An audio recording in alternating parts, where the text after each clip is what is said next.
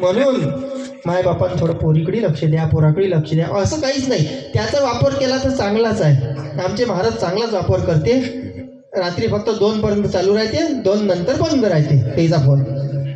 मग तिकडे 3:30 वाजता चालू होते पुन्हा. तर मग ते त्याचं काही खरं नाही, दिवसभर राहते का काय. नाही महेश महाराज, पुंडलिकाने भक्ती केली, भोळीच भक्ती केली. भोळ्या भक्तीवर विठ्ठलाला प्रसन्न केलं. आई वडील निघून गेले, रागाच्या अंती आई वडील निघून गेले. आई वडील निघून गेल्यानंतर पुंडलिकाला त्यांच्या पत्नीने म्हटलं, का हो तुम्ही आई वडिलाला हाकलून गेलं? हाकललं म्हटल्यानंतर पुंडलिक आई वडिलाच्या शोधात चालले. शोध घेत आहे. शोधता शोधता शोधता शोधता पुसलीत आले, वरुडात गेले, शेघाटात गेले, अन्यथा समोरच्या गावात गेले. का हो राजू हो, एक तुम्हाला जोडपं दिसलं का म्हातारा म्हातारीचं?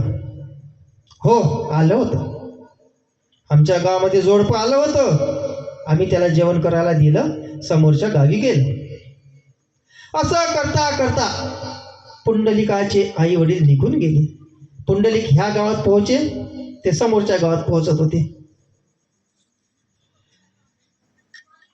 चालता चालता एक आश्रम लागला, पर्णकुटी लागली. पर्णकुटीमध्ये 3 मलिन झालेल्या महिला बसल्या होत्या.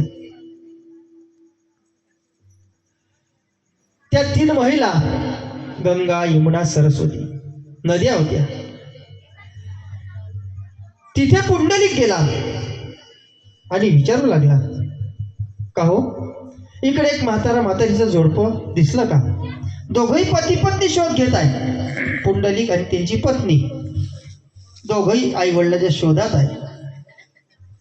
त्या 3 स्त्रियांनी सांगितलं, पुंडलिका तू आई बापाला घरून हाकललं आणि आमच्या पर्णकुटीमध्ये आला, चालता हो इथून, तुला इथे जागा नाही. समोर गेले. समोर जाता जाता काशी क्षेत्रामध्ये, पंढरपूरमध्ये इथे दिसन तिथे दिसन पुंडलिकाचे आई बाप बसू लागले, भजन करू लागले. या काशी तीर्थावरी जरा कदर करा रे थोडी, कोणी द्या हो पैसा, कोणी द्या भाकरी, या काशी तीर्थावरी.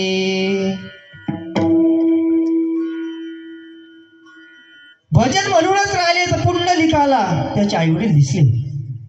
पुंडलिक धावत गेला, आई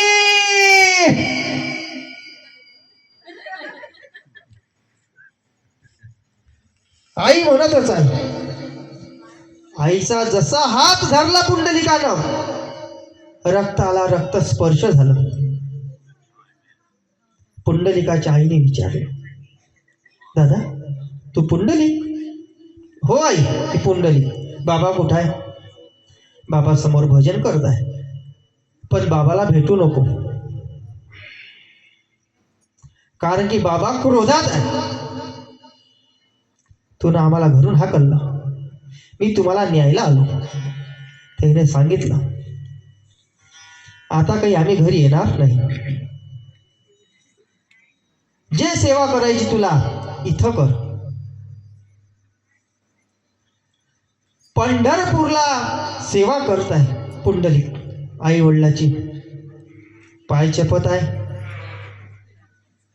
सेवा करता करता विठ्ठल येतो भेटायला, पण तरीही पुंडलिक सेवा करणं काही सोडत नाही. आखरी पुंडलिक वीट फेकतो आणि विठ्ठलाला विटेवरी उभा करतो.